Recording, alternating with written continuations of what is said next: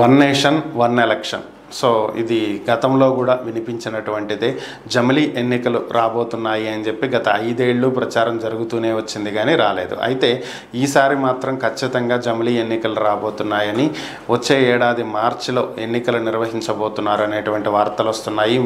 మోడీ 3వసారి ప్రధానిగా బాధ్యతలు చేపట్టిన తర్వాత మొట్టమొదటిసారి జరిగినటువంటి స్వాతంత్ర దినోత్సవ వేడుకల్లో ఎర్రకోట సాక్షిగా ఆయన జమిలీ ఎన్నికల గురించి ప్రస్తావించడం జరిగింది. ప్రస్తుతం దేశంలో లోక్సభకు అసెంబ్లీలకు ఒకేసారి ఎన్నికలు జరగట్లేదు. పలు రాష్ట్రాల్లో అసెంబ్లీ స్థానాలకు ఎన్నికలు వేరువేరు సందర్భాల్లో జరుగుతున్నాయి. సో దీని కారణంగా దేశం మొత్తం మీద ప్రతి నెల ప్రతి సంవత్సరం ఏదో ఒక చోట ఎన్నికలు అయితే జరుగుతూనే ఉన్నాయి. దీనివల్ల ప్రభుత్వం మీద భారం పడటమే కాకుండా అభివృద్ధికి సంబంధించి కుంటుపడుతున్నటువంటి నేపథ్యంలో దీని మీద చర్యలు తీసుకునేటువంటి దాంట్లో భాగంగా మాజీ రాష్ట్రపతి రామ్నాథ్ కోవింద్ ఆధ్వర్యంలో ఏర్పాటైనటువంటి ఒక కమిటీ జమిలీ ఎన్నికలను సిఫార్సు చేయడం జరిగింది.